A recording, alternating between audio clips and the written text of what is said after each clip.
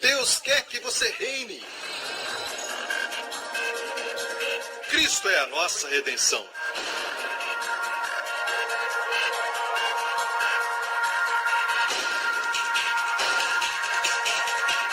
Deus é justo e faz o pecador justo.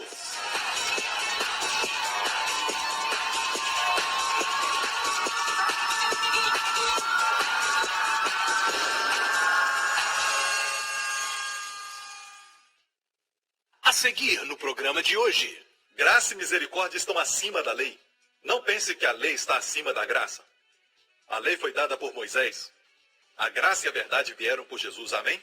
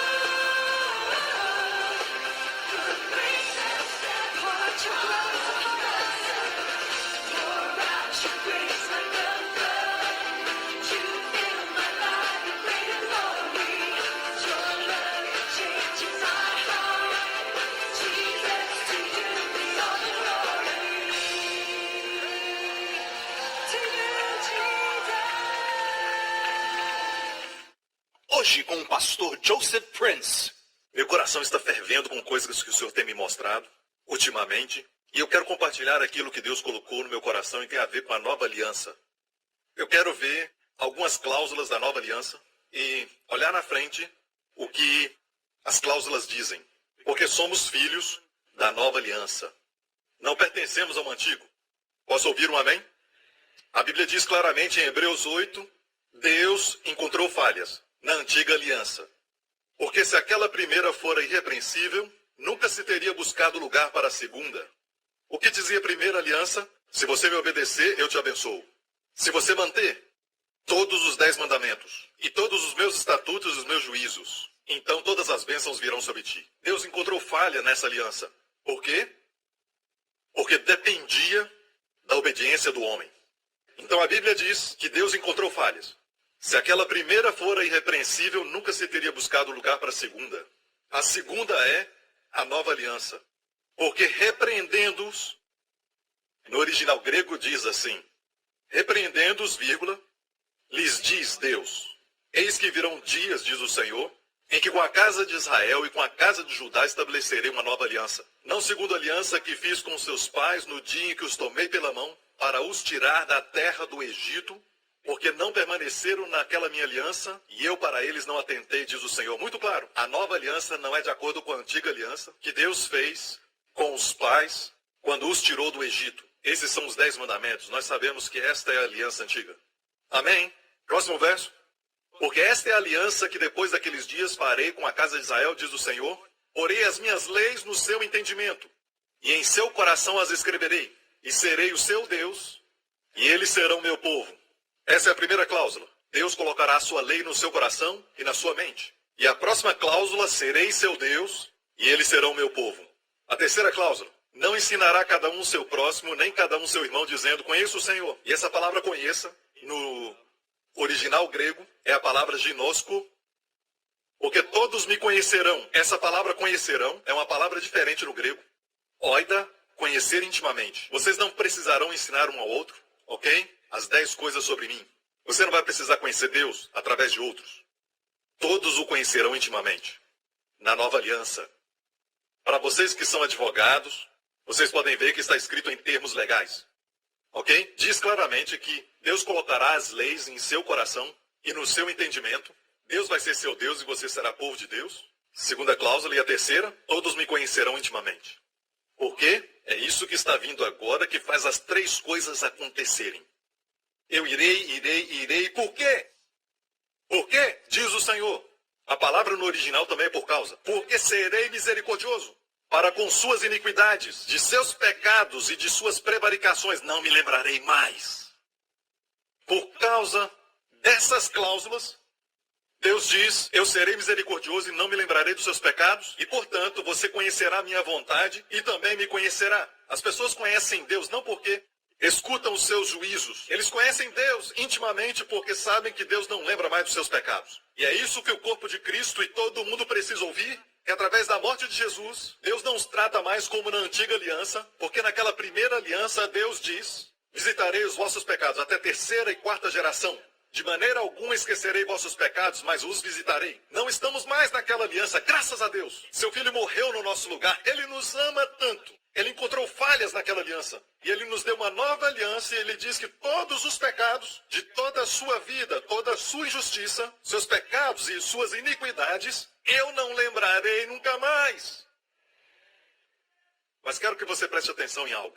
Olha a expressão serei misericordioso. É a palavra no grego propícios. Diga propícios, é uma palavra muito grande. Propícios, de onde tiramos a palavra propiciação, uma palavra maior ainda. Na Indonésia diremos propiciasi.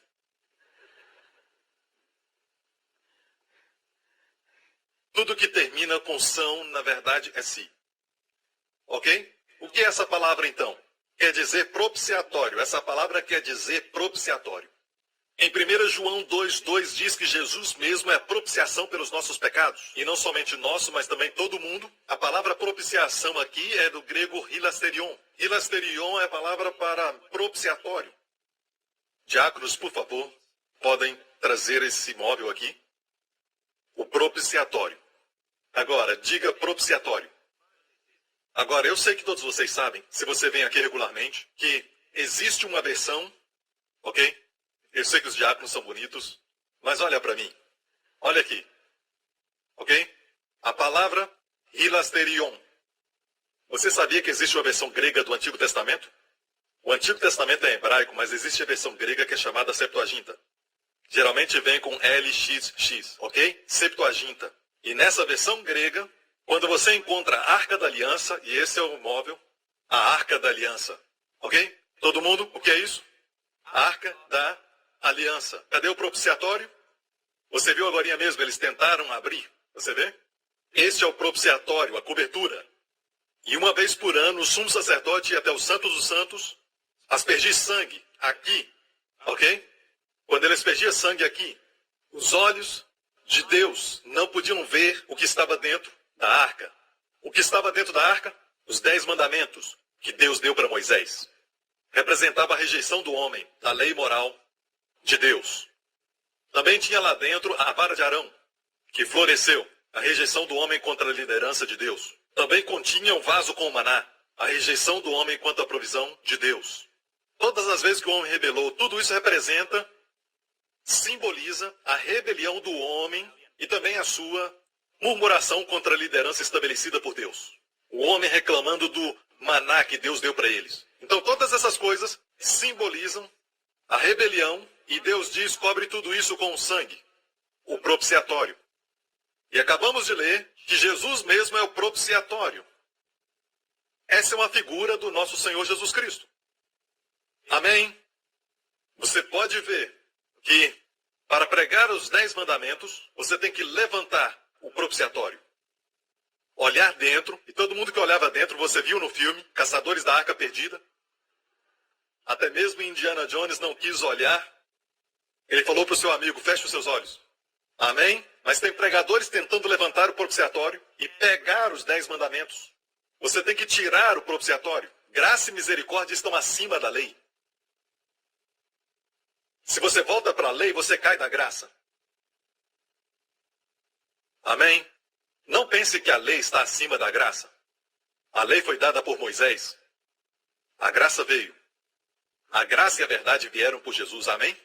Então Jesus é o propiciatório. Eu falei isso para dizer que o verso sobre a nova aliança diz, eu serei o propiciatório para as suas iniquidades. Está no grego no plural, iniquidades. E dos pecados está no plural. E também prevaricações. Não me lembrarei mais.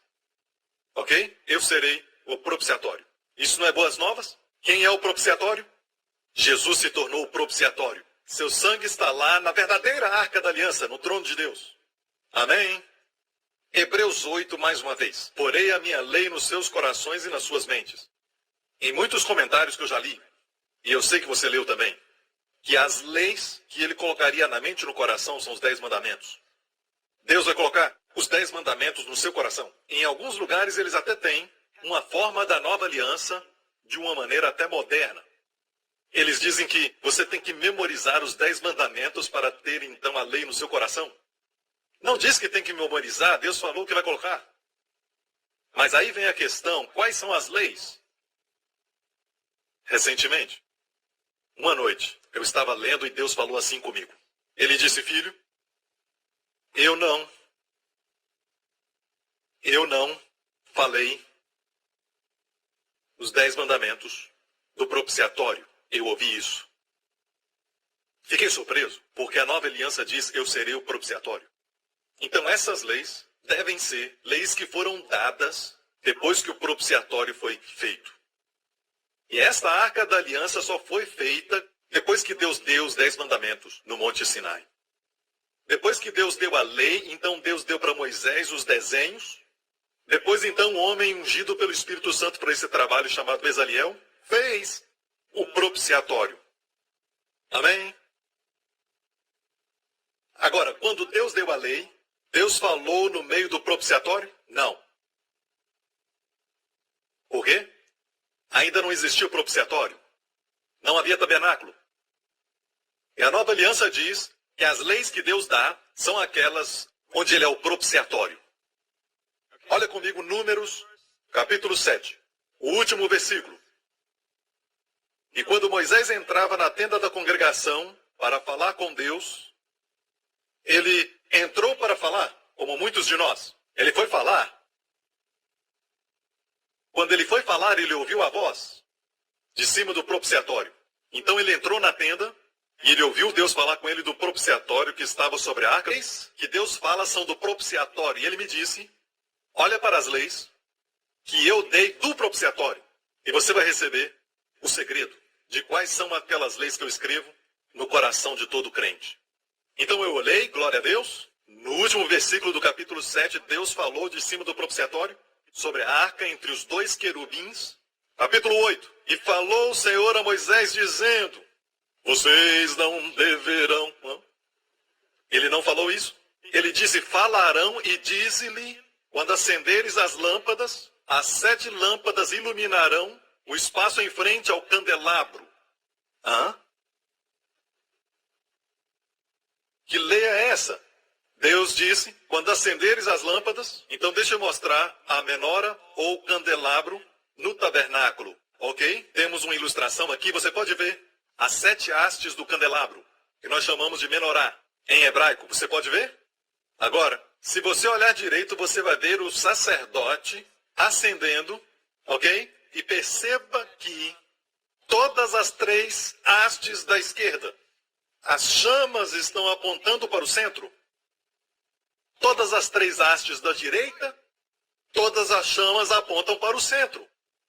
Mais uma vez, Números 8, vamos ler.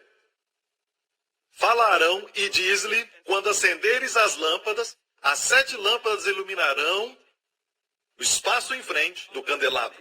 Em frente, ou em hebraico, na face do centro da menorá. A lâmpada serva. Amém? Tudo o que nós fazemos deve apontar para Jesus Cristo. Posso ouvir um amém? Agora olha para a sua Bíblia, ok? Agora vamos ver a ordem, porque no capítulo 8, todo o capítulo 8 é Deus falando do propiciatório. Ok? Termina no verso 26. Percebe isso? E então no capítulo 9, verso 1. E falou o Senhor a Moisés no deserto de Sinai.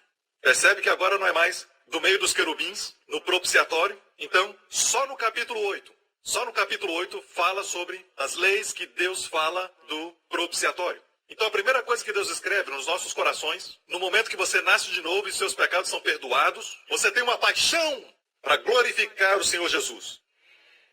Sabe, quando eu li esses versículos, alguns dias atrás, eu fiquei maravilhado porque Deus está escrevendo isso no meu coração. Ele fala sobre glorificar a Jesus, as lâmpadas apontam para a lâmpada do centro. Então, dá só uma olhadinha aqui no capítulo 8. Capítulo 8 não termina no verso 4. E fala, e era esta obra do candelabro, obra de ouro batido. Ele está falando do candelabro. Mas olha agora o verso 5 em diante. E falou o Senhor a Moisés, dizendo, toma os levitas do meio dos filhos de Israel. Diga levitas. E agora nós temos um novo assunto do propiciatório. Quando Deus falava do propiciatório. E esse assunto vai até o verso de número 26. Então aqui neste capítulo, que mostra para nós o que Deus falou do propiciatório no meio dos querubins, temos 2 assuntos. Um é o candelabro, Deus diz tudo aponta para o centro, para Jesus Cristo. E agora o próximo assunto é os levitas. Deus diz levitas, ou seja, aqueles que servem. Aqueles que servem, e na verdade está falando de todos nós. Todos nós somos sacerdotes ao Senhor, posso ouvir um amém? E perceba que aqui temos a introdução da igreja. Podemos falar que o candelabro também é a igreja. Porque no Apocalipse, João viu 7 castiçais de ouro. E cada um representava as igrejas locais. A igreja de Éfeso, a igreja de Pérgamo, a igreja de Tiatira. 7 igrejas na Ásia Menor. Cada uma aparecia na visão de João como a lâmpada, a menorá. Então a menorá é a igreja. Então percebe que Deus quer que toda a glória vá para Jesus e também para o bem da igreja. Eu fiquei tão alegre quando eu vi que o capítulo 8 é realmente as leis do propiciatório. E Deus falou comigo. Antes mesmo de eu encontrar o capítulo 8, Deus falou, encontre as leis do propiciatório. E essas são as leis que eu escreverei nos seus corações. Ele escreve no seu coração, tem uma paixão para glorificar Jesus. Para falar a verdade, alguns de vocês têm uma paixão para glorificar Jesus. Amém? Que Deus levante crentes assim. Então deixe-me terminar com isso. Números 8, verso 4.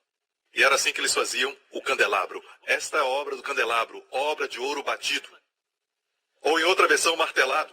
Ouro batido. Desde os seus pés até as suas flores, ele era de ouro batido. Diga ouro batido.